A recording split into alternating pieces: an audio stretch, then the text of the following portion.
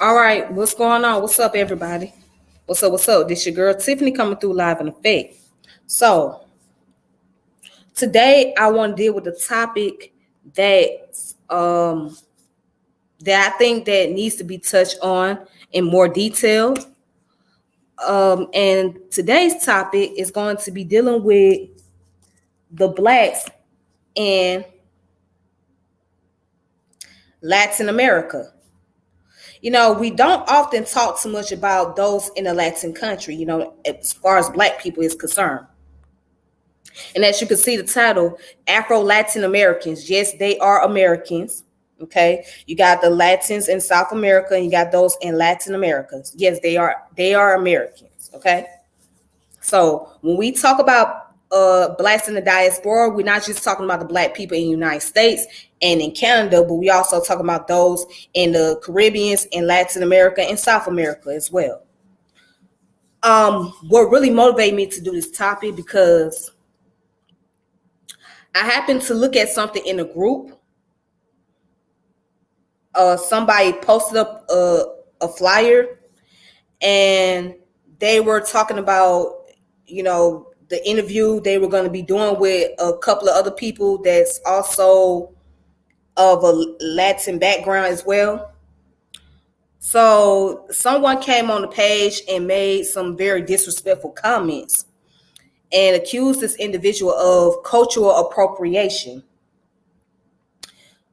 basically saying that they're not really African descended, but they trying to use African culture or black people culture just to validate themselves. So that was the argument that this individual was trying to make to another individual, basically, to sum it all up.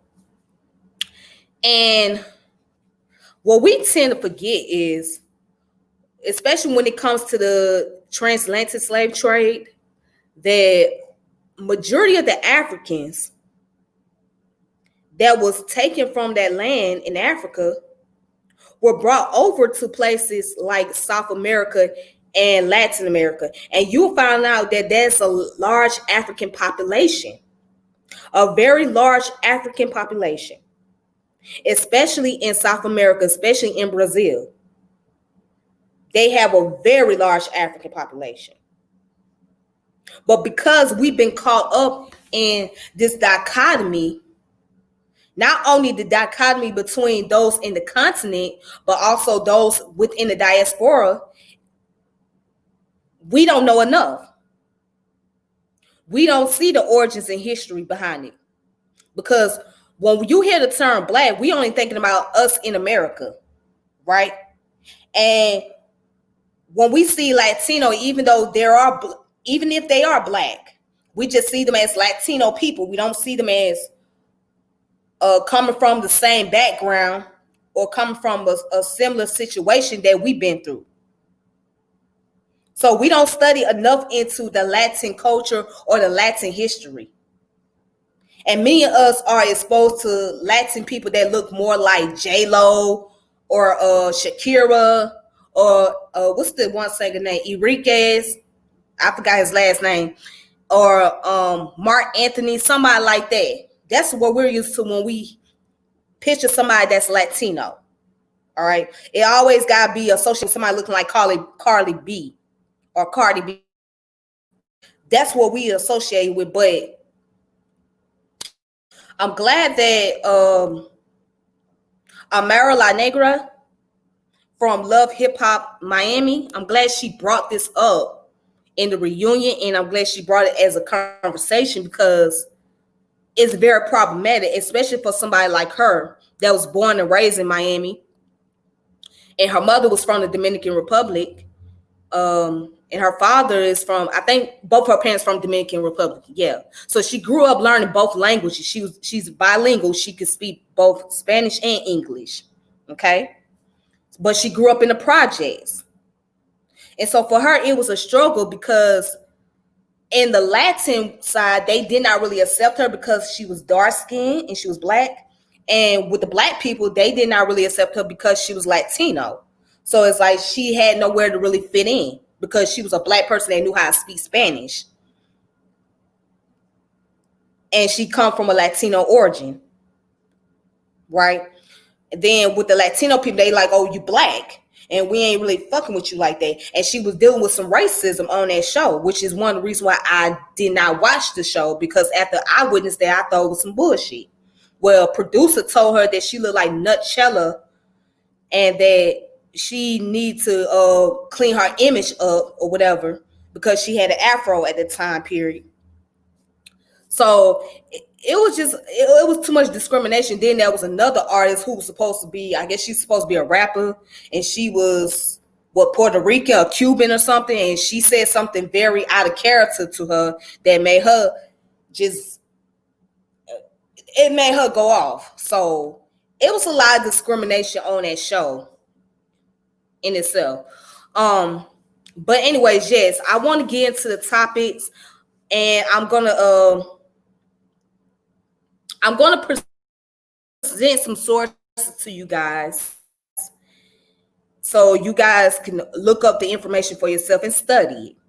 All right, because I think that it's important that we need to know about our blacks in the other part of the diaspora. Okay, I think it's very important that we need to know that, because they also here in Americas, and it's like this: you really can't create a dichotomy between African Americans and those of the Latino community. Now, yes, I do agree that there are Latinos, right? Especially those who don't really have a lot of African origins in them. They tend to look down on black people for whatever reason.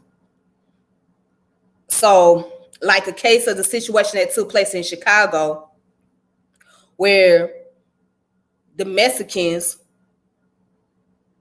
were going at it with black people up there, antagonizing them or whatnot.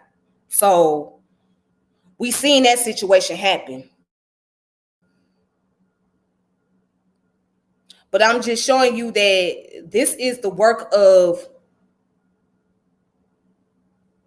white supremacy. This is what white supremacy wants to see, a dichotomy. And shout out to Brother Malik, Cuban Crisis. If you have not checked him out, please do so. He always expound on the Latino community and talk about the Hispanic culture all the time, and talk about the unification between black people and the Hispanic people. He always discussed about that because he's dealing with a lot of this himself, and he understands the issues and the problem that it can bring. So he wants to be able to try to create a place where people can be able to talk about these various issues and come on a common ground. So let me see.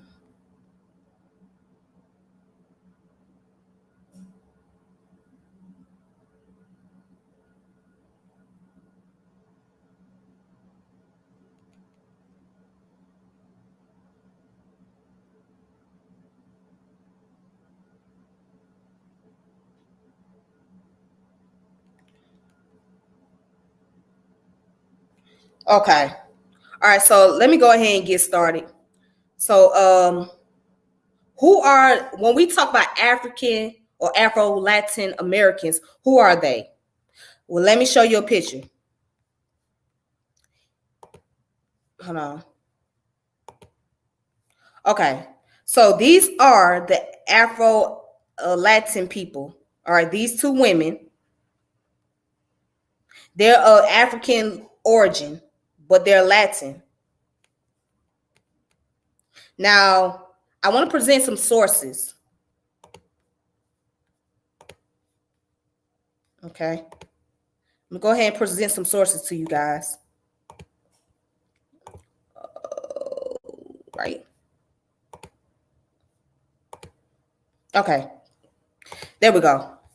So let's talk about the introduction of who are the Afro-Latin Americans, and we're going to go from there. So now, as you can see, the introduction say that the Afro-Latin Americans or Black Latin Americans, right, refer to Latin Americans. Now, some of them call themselves the Latinx. That's what they refer to themselves now. But anyways, it says Latin Americans of significant or mainly African ancestry. The term may also refer to historical cultural elements in Latin America thought to have emanated from this community.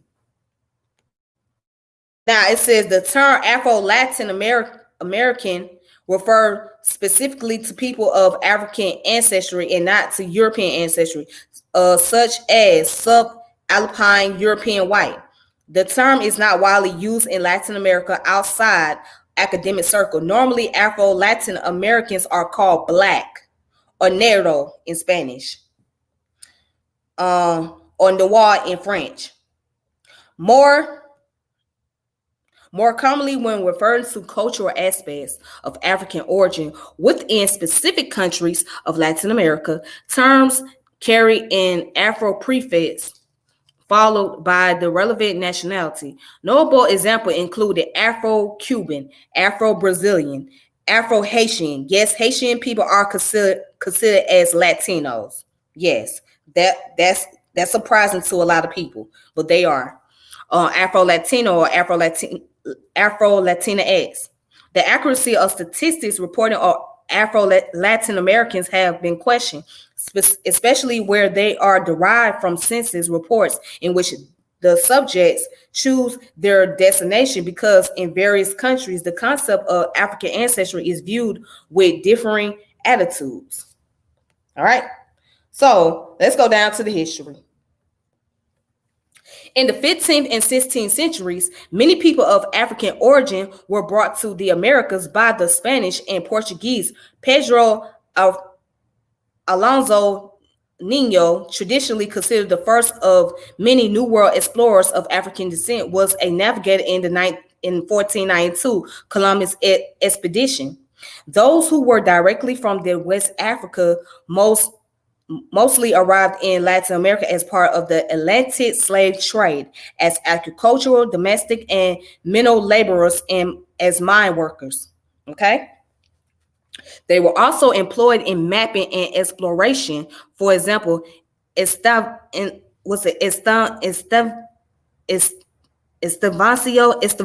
and were even involved in conquest. For example, Juan Valente, the Caribbean and South America received 95% of the Africans arriving in the Americas and only 5% going to Northern America. Now let's stop right there.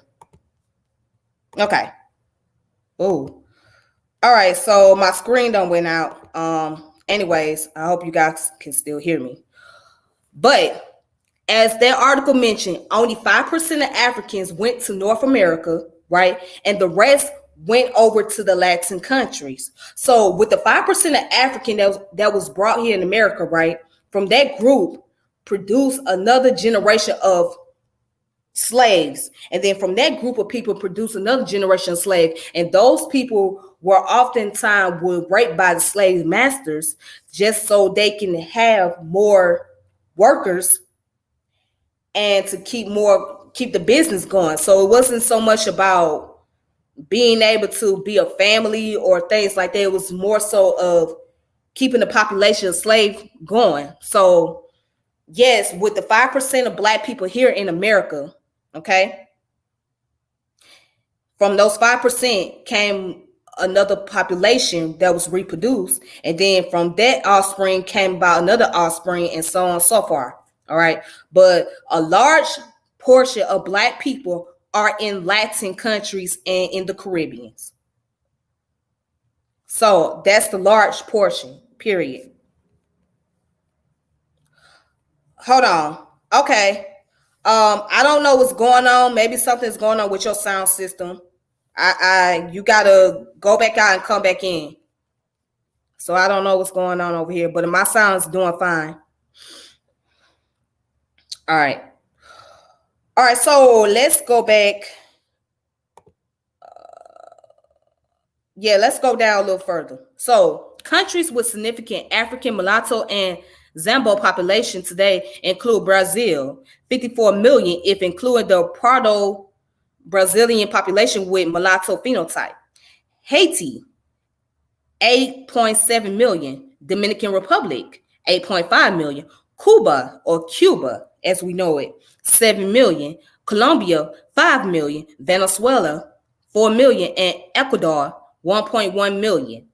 And we talking about African population, okay? These are African population that's in these Latin countries, all right?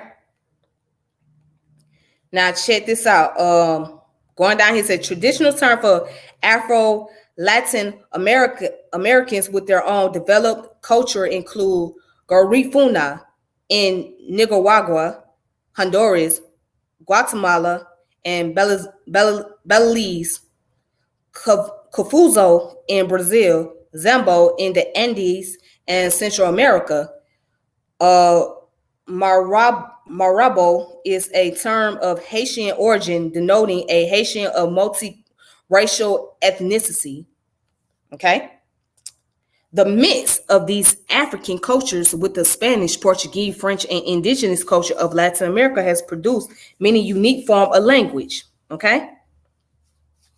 What's it? Palenquero, Garifuna, and Creole. All right, so Creole is mostly spoken in Haiti.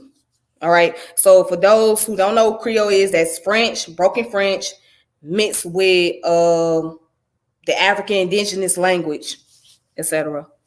Religion, Candabale, Santeria, and Voodoo. Music, compa, salsa, bachata, punta, Pilo de Mayo, Polina, Samba, Merengue, Cumbia, and martial art, Capoeira, and dance, Rumba, Merengue, if I'm saying it right.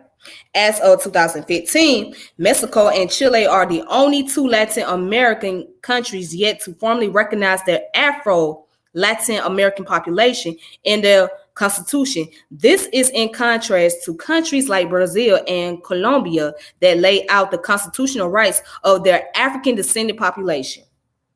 Okay? So, as of recently, as far as the Africans in Mexico is concerned, there is a population of them, but they're just not as recognized because they're more so underground. Okay. So when we see the Mexicans that we normally see look more like the native people, sort of. But yes, there are African descended people in Mexico. All right. As a matter of fact, I can pull that information up for you as well.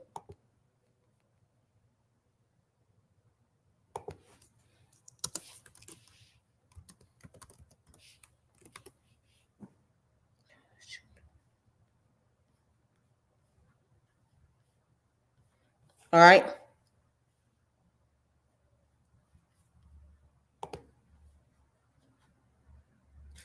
Okay, so let's go down here real quick when it says racial and ethnic distinction.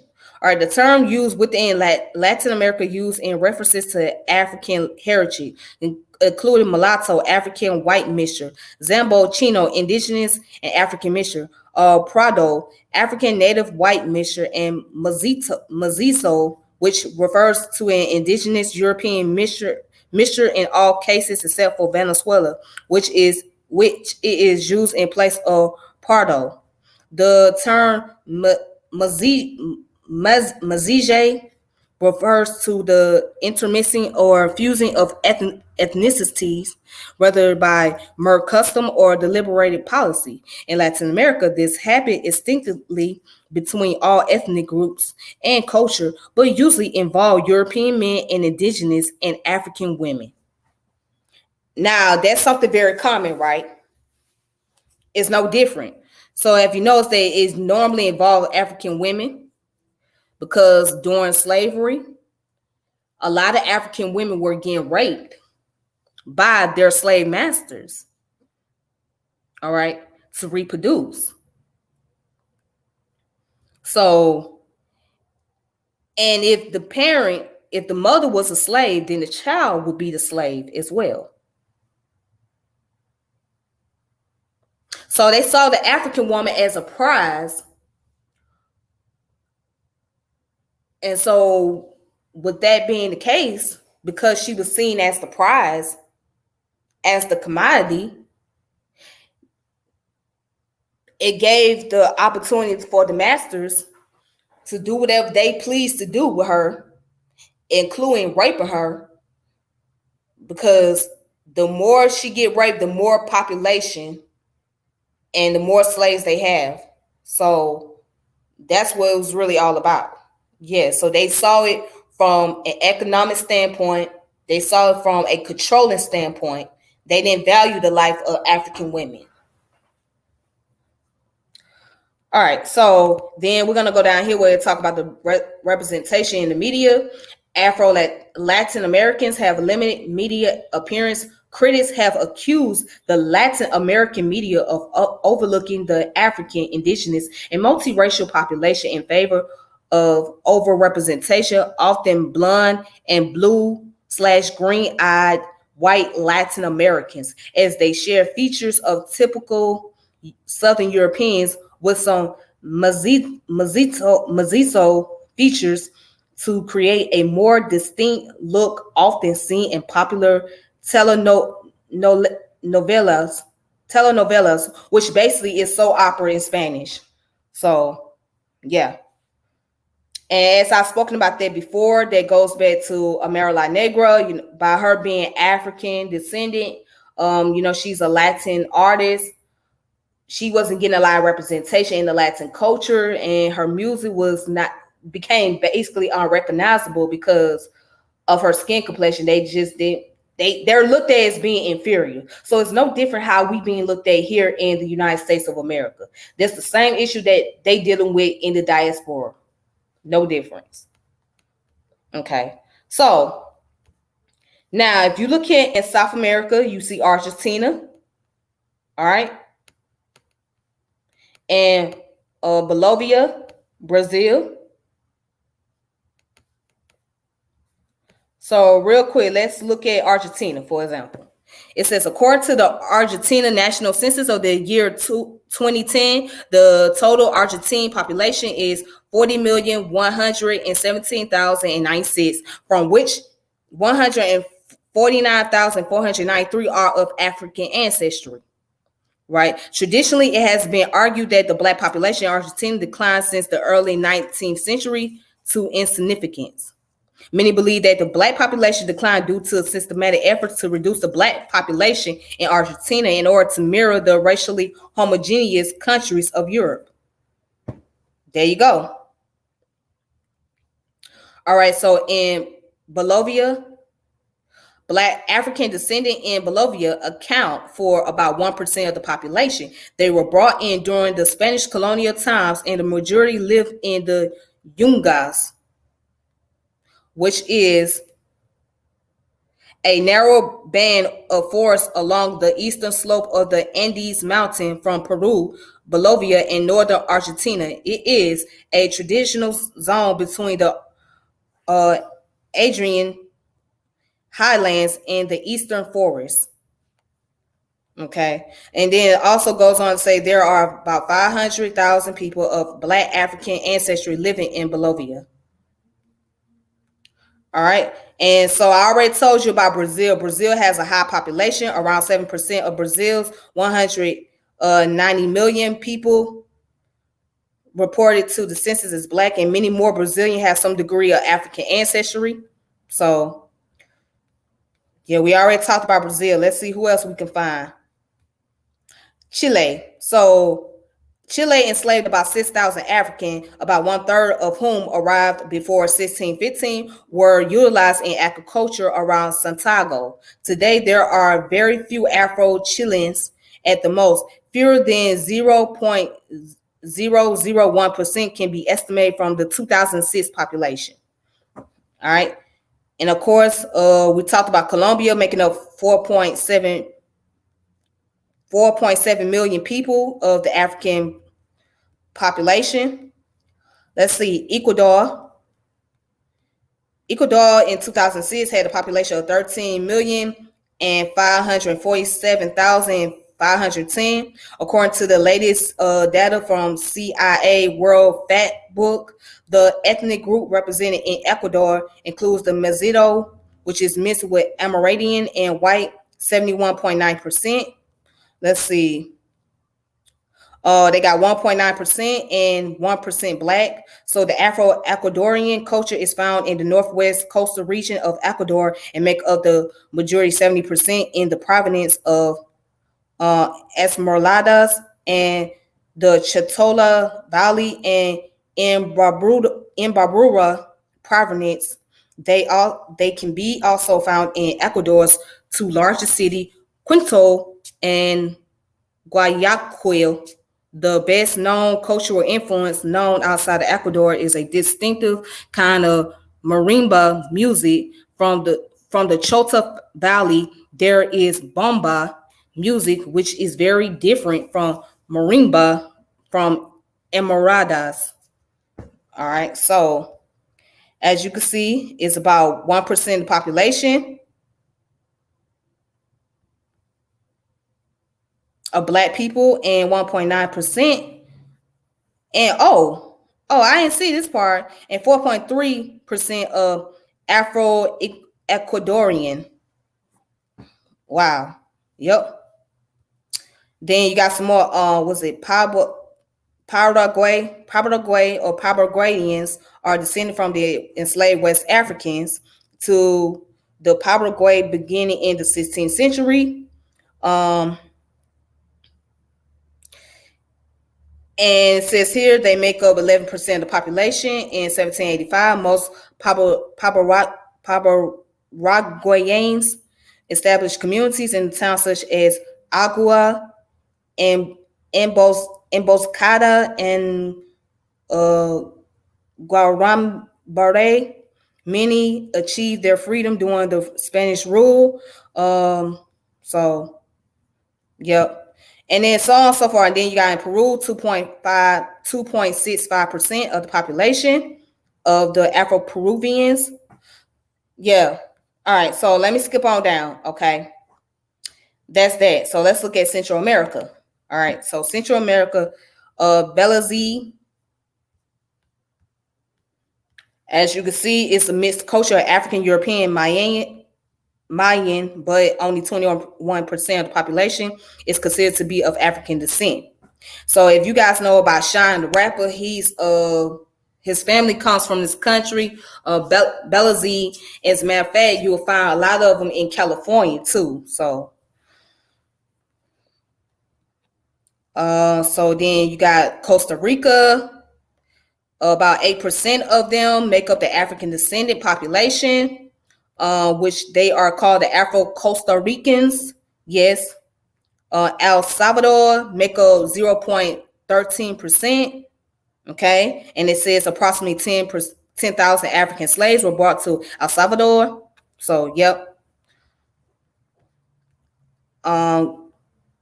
Guatemala, only 2% of the Guatemalans are considered black or mulatto.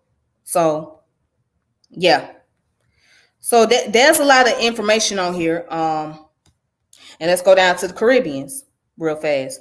So we did talk about Cuba, right? Cuba, 1.1 million Cubans are considered as black, right?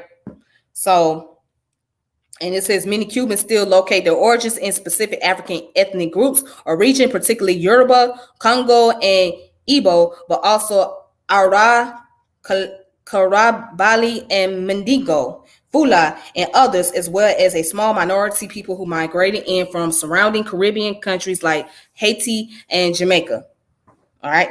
So then you got the Dominican Republic, which makes up a very large population of Africans, which is at 16%. Okay. No, at 11%. Yeah, 11%. And then you got 73% who are mixed with white and black and native ancestry. So, but you have 11% of the population of Dominicans, they are black or Afro descendant. Okay. And most of them descended from the Bantu tribe, the Congo region, Angola, Dominican Republic of the Congo, and the Republic of Congo. All right. And the Ja people of West Ghana. So, yeah. And you know, there are a lot of Afro-Latino people play baseball too. So you will find a lot of them in the baseball sports as well. All right.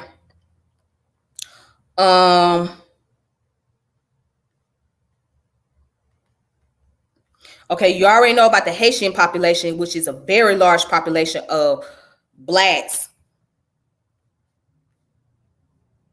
Let's see. And Puerto Rico has a very large population of black people as well. Okay.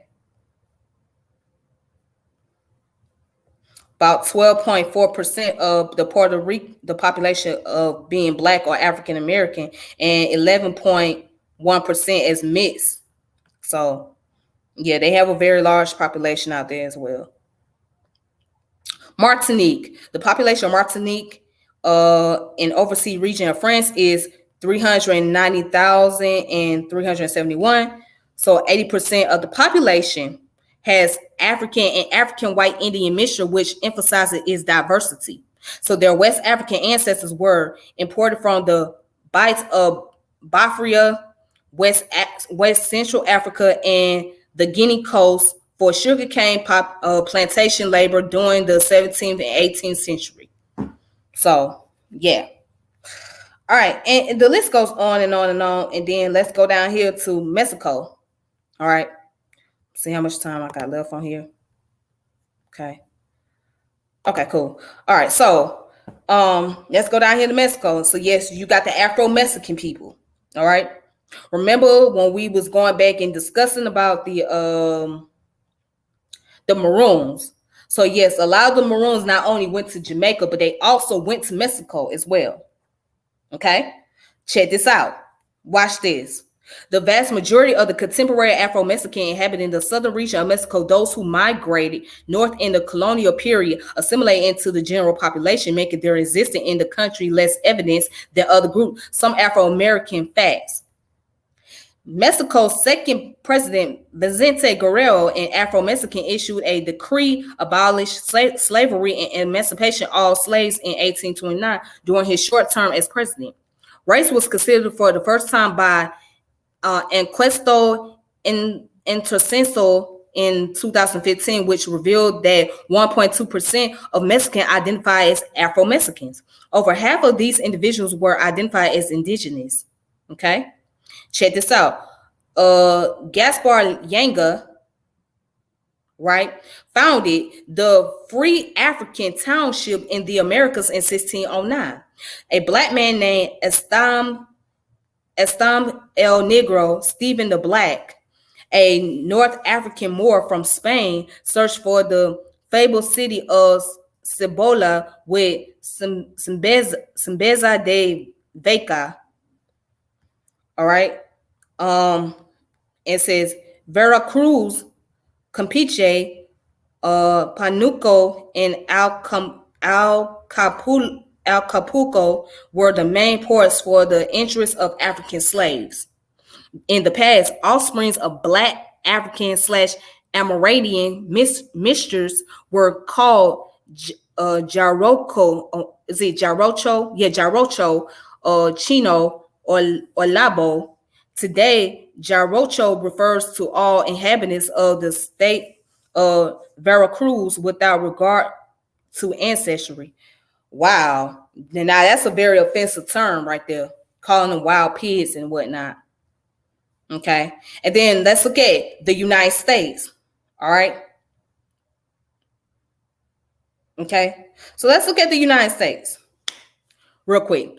Afro-Latino immigrants have arrived in waves over decades to the United States, especially from the Caribbean, Cuba, Haiti, Dominican Republic, and Puerto Rico, Central America, and to a lesser extent from Mexico too. In the state of California, the dominant population consists of people of color, but as the years progress, the percentage have declined severely, or at least the way Californian residents claim to identify themselves has shifted towards a white population.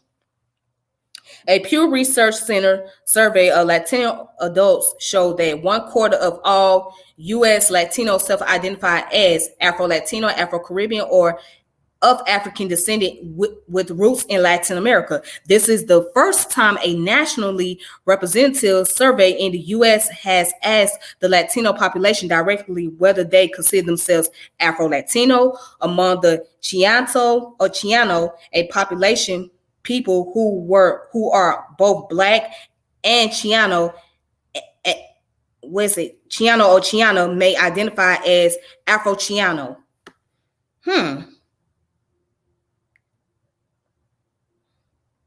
Okay, so the list goes on and on and on. The notable people that are of African descent.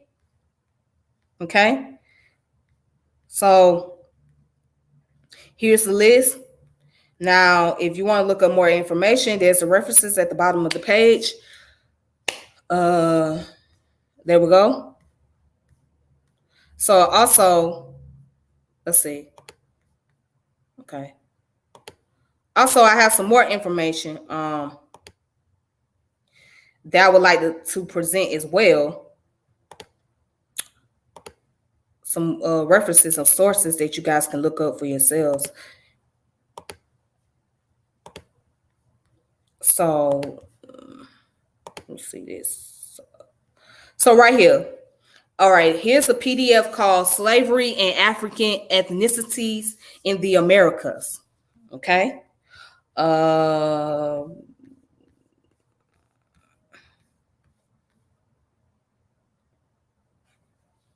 So these are the table of contents right here.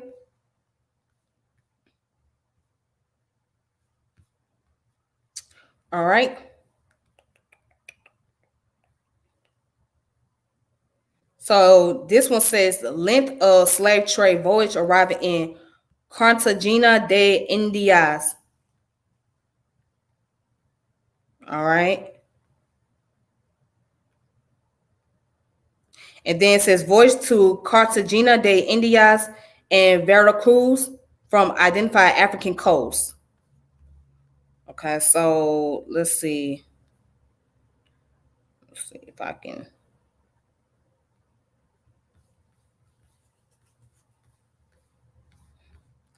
Well, let's go to the intro real fast. Let's look at the introduction just to get an idea. Okay, this is chapter 1.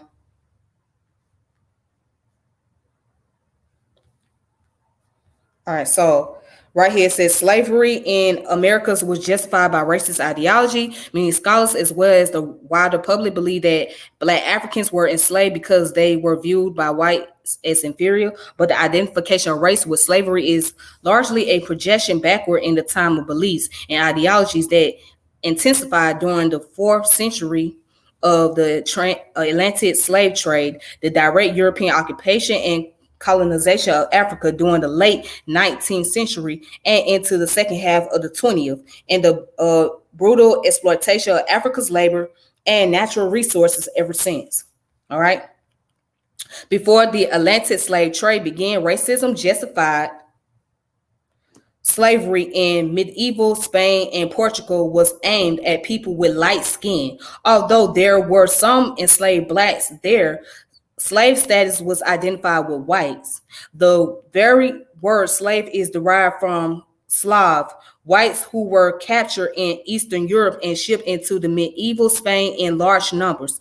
Racist ideology was based on climatic determinism, but it was the Slavs who were considered natural slaves. A scholar who lived in Spain during the 11th century wrote, all the people of this category who have not cultivated the sciences are more like animals than men. They live very far from southern countries in glacial temperatures with cloudy skies. As a result, their temperament has become indifferent and their moods crude. Their stomachs have become enlarged, their skin pale, and their hair long. The finesse of their minds, the perspicacy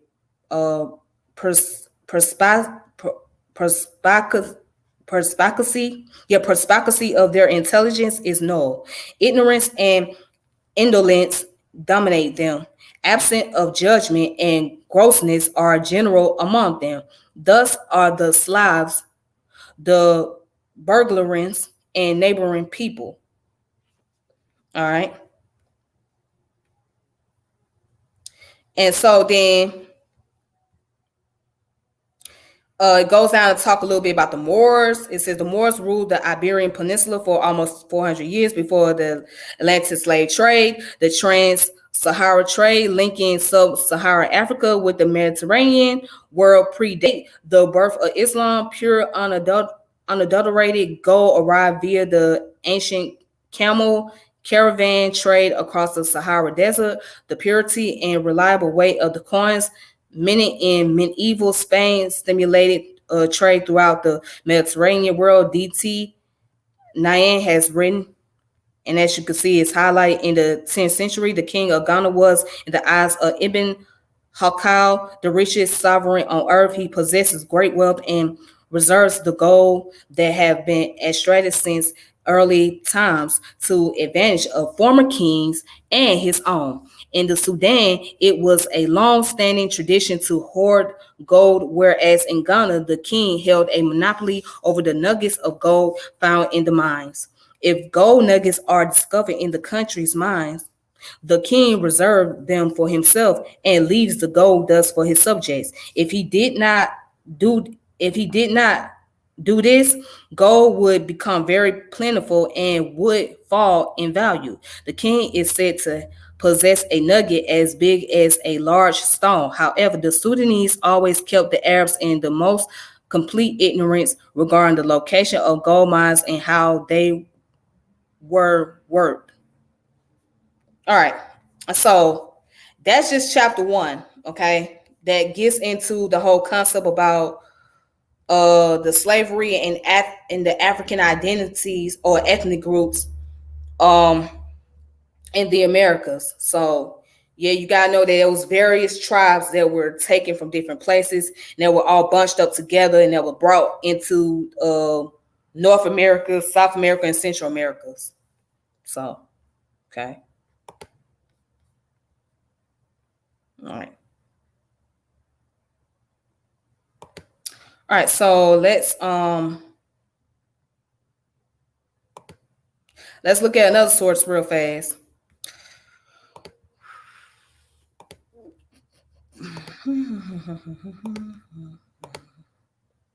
All right, so this source right here, I don't know if you guys can see that. Okay, let me put that up. All right, so this source right here deals with well, the title is called Black Puerto Rican Identity and Religious Experience. All right, written by Samari Hernandez Gerardo, if I'm saying it right. All right.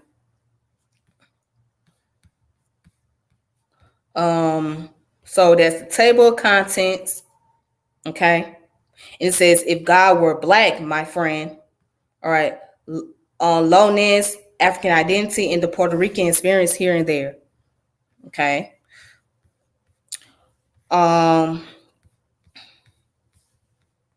So let's see. Here's the introduction. As you can see, the introduction said catching identity or / in religion.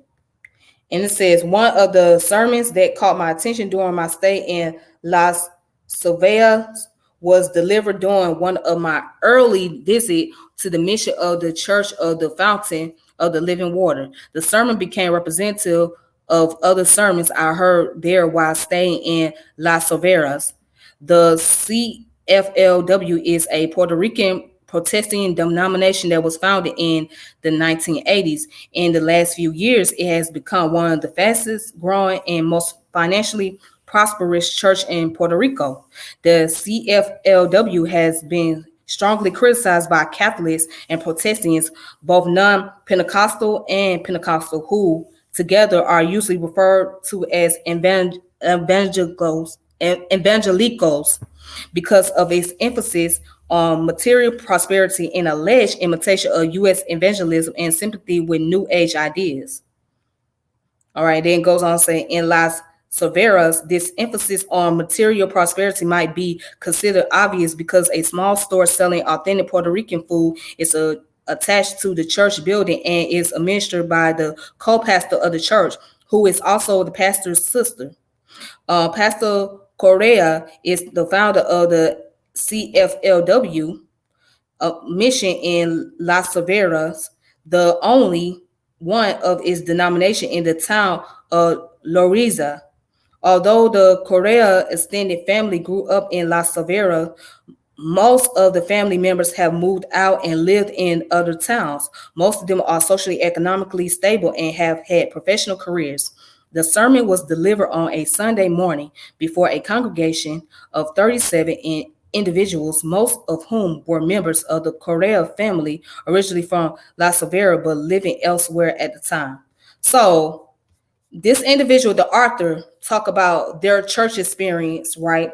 And just being a Black person in Puerto Rico. So if you want to check this book out, you can. Let me see what year it was written. It was written in 2006. Okay. So that's the ISBN number right here. So if you want to look up more information, you can look that up for yourself. All right.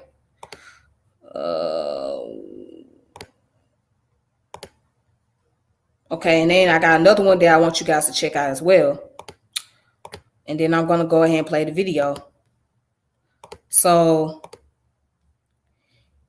all right, this one is called A Companion to Latin American Anthropology. All right, so I'm on chapter 19, where it goes into Afro-Latin American people by Jaime Arocha and Adriana Maya. All right, so it starts off, and I'm going to read just the first two paragraphs, okay? Well, actually, the first two paragraphs. And it says, the 12 million captives who were forcefully taken by Europeans from Africa to the Americas are responsible for the first global and massive process of cultural reinvention undertaken by humankind.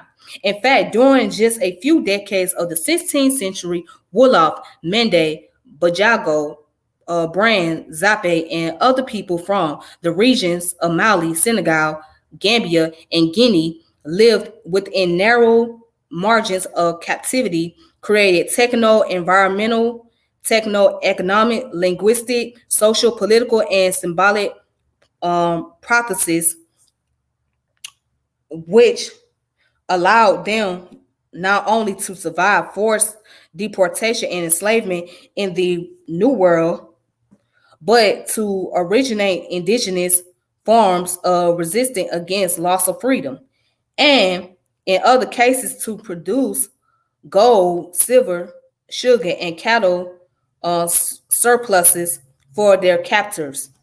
Later on, during the 17th century and until the 1890s, other people from the valleys of the Congo, Naga, Volta, and Cross Rivers would replicate a cultural revolution whose analysis should have been paramount for the archaeological, ethno-historical, and ethnological research that began to flourish during the first half of the 20th century. All right. Then it goes on to say, despite the fact that scholarship on Afro-Latin Americans has reached unprecedented levels in the last 10 years, specialized anthropological journals such as Current Anthropology and American Anthropology still publish very few essays about those people's culture, history, and racial relationship, as compared to the number of articles on indigenous people of the same region. This asymmetry is consistent with the way in which the Spanish and the Portuguese treated people of African descent in their colonies. While during the early 1500s, the European legal system defined Amerindians as human beings and tried to protect them under their state's humanitarian institution. The Black Codes classified African captives as merchandise, allowing torture as a means to control resistance. Freeman and Arocha that they wrote this in 1986. Official protection of these people were not fully ruled until the last decade of the 18th century. All right. So I'm gonna start right there. So yeah, this is called the a companion of Latin American anthropology. So it goes into the cultural aspect. Here's the book right here. It's edited by Deborah Poole. So it goes into the cultural aspect, go into the information about the Latin American culture and whatnot. So you can look that information up for yourself if you would like. Okay, so here it is. All right.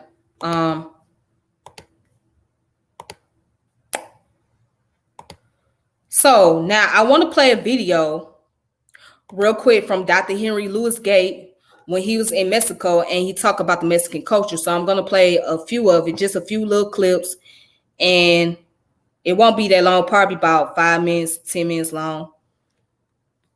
And then after that, I'm done.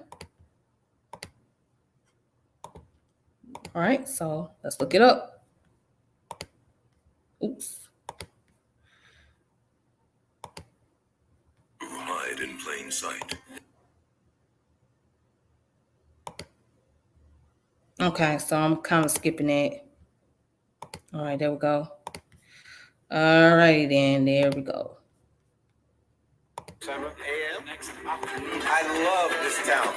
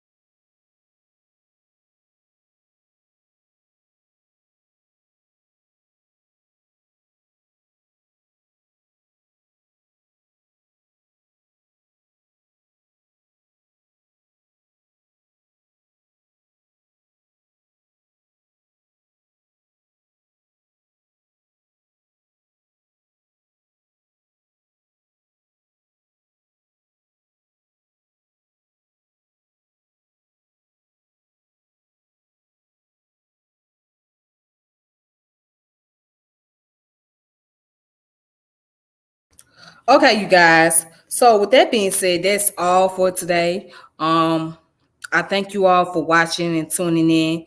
So if you want to go ahead and share this video, you're more than welcome to do so. Make sure you subscribe to that YouTube channel, which is a Tiffany French channel. Please make sure you subscribe to my channel. And I just wanted to give that information about Latin Americans and those who are African descendant. It's very important that we know this information, that we study thoroughly into more details about this. So until then, you guys, I'll stay connected with you all. But other than that, please be safe and be careful. All right. And let's be careful how we try to marginalize and, trying to create dichotomies, because you never know. You may have cousins that come from those countries. You never know. You may have some distant relatives. Just saying. So, please be more open-minded, and please study more into history. And that's that. All right, you guys. Y'all take it easy. I'll reconnect with you guys later. With that being said, may peace and power, elevation be to all you. This is your girl Tiffany, and I'm logging off. All right, peace.